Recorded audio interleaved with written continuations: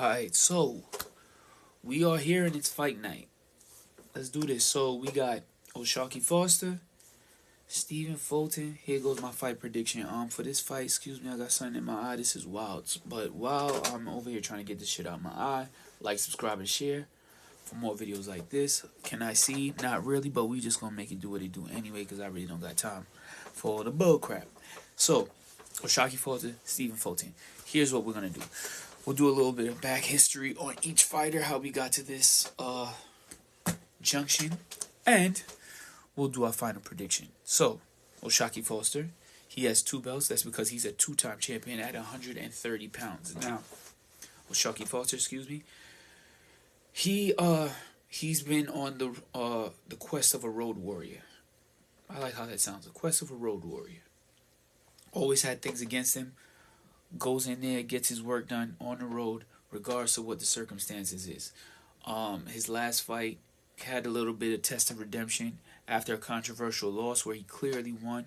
Goes back, gets his bread, gets his belt. I said his bread, but he got his bread too, gets his belt. Prior to that, he was in Mexico. He had a fight where it was looking really bad for him. It was like the third or fourth fight that I had watched him fight, and it was looking terrible for him. Somehow has an amazing comeback, gets a knockout. Eddie and them was trying to steal that belt from him, I'm not gonna lie. He had the Abraham Nova fight. I was actually there to see that fight. What I was impressed by was him boxing on the back foot, actually. And then the counter punching from Shock. He looked really crisp, sharp. What more can we say about Stephen Fulton, right? We already know about his biggest fight was against Nayu anyway. Lost the fight. Rumors were that he had a terrible training camp. He didn't really prepare for the fight the way that he wanted to. He had came out and said that he was really struggling at that time to make weight, and his legs weren't really under him, but he was under strict restrictions to make the weight with that negotiations, and he just didn't feel like himself. It seems like the weight gain has done him well. His first fight in that 126-pound division, he did get dropped, was hurt a few times, really scratched claw tooth out a win. Comes back the next fight against Brandon Figueroa, that is. Looks phenomenal. Did that in Tim's and jean shorts, and he went out there, and not only did he have a look at me now moment, viral moment, but he had probably one of the most impressive fights that I've seen from him so far. Like, Scooter's really one of those guys that you look back and you say that he's a throwback fighter because he's really been taking on all comers. Pause. So when it comes to a victor, for this fight and who I will pick for a victor, to be honest, it's going to be kind of tough because these guys, they both stylistically, they're similar in a lot of ways. Both guys can box at close range. Similar, and when I say close range, they can get gritty and go inside, back foot obviously, and then obviously they can snipe from afar.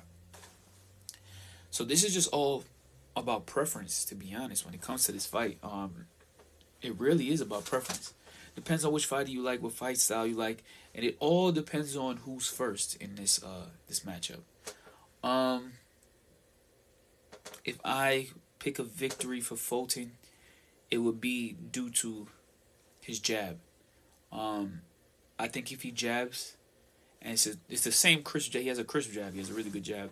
If that jab is landing and it's consistent, it could give Foster some trouble. But also for Foster, he has a really good 1-2. I think if the jab is there and he can make it a little bit more physical because you're the guy that's acclimated to the weight. So I would be trying to rough Scooter up. He's been dropped before. He's been stopped before.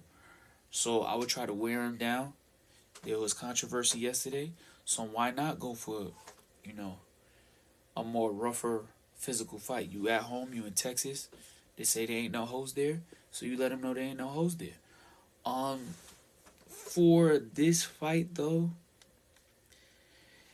man, this is tough. Because I'm not too sure about the winner. I thought about this fight, and I really didn't think about it. Did a breakdown like I would normally do. I was just excited because I wasn't expecting this fight. When Scooter had announced that he wasn't planning on unifying at 26, he was actually planning on moving up to 30. It came as a shock to me, and then no pun intended, it came as a shock to me that O'Shaquie Foster was the guy that he was looking at to go toe to toe with. I thought it would be more so a Lamont Roach fight, but Lamont is definitely not. He's not even champion anymore at 130, and he's not even fighting at 35 right now. He's actually fighting at 140. So, for me, I think the most logical and the safest bet that I could make, because I can't make a decision, is, and y'all could say, whatever y'all want, but because I can't make a decision on the bet, I'm going to just go with a draw. I think that this fight is going to be so hard to score. Unless, man, I don't know. I favor Scooter, right? But just because the fight, I feel like scoring-wise, I don't see Scooter stopping Shock in his home state. And I don't see... if anybody's getting stopped, it's going to be Scooter. I favor Scooter, but if he does win, it would really have to be like him washing him. I don't know. I just think it's a draw. I'm going to just stick with the draw on this one. And the draw is the safest bet. I'm sorry. I can't pick a winner on this one. I just got to go with a draw. It's an intriguing matchup. I'm not going to lie. I told y'all when I made the Genovic video about him popping Dirty versus Lara that although I was looking forward to that fight, this is the fight that really had me like, damn, I wonder, So just because I don't know and it was so intriguing and it just so left field, it came out of nowhere, I'm picking a draw. It's one of them fights where I don't even have a dog in the race, to be honest. Shock, I've seen him fight in person. I was there when he beat Abram Nova.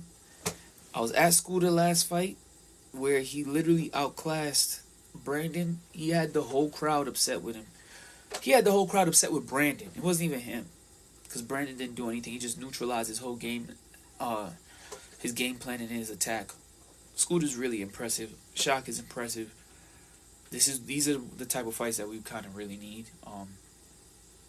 So I'm gonna just go with the draw. Let me know what you guys think. What you guys pick for this fight. Do you prefer a long range fight from Scooter? Rough and gritty fight from Shock. And you know what? Seeing as this is the co-main now, right after this fight is done and we get the victory, we'll do a post-fight reaction. We see if I was correct. I mean, a draw, it probably got to be some big money behind it anyway, so let me know. Peace.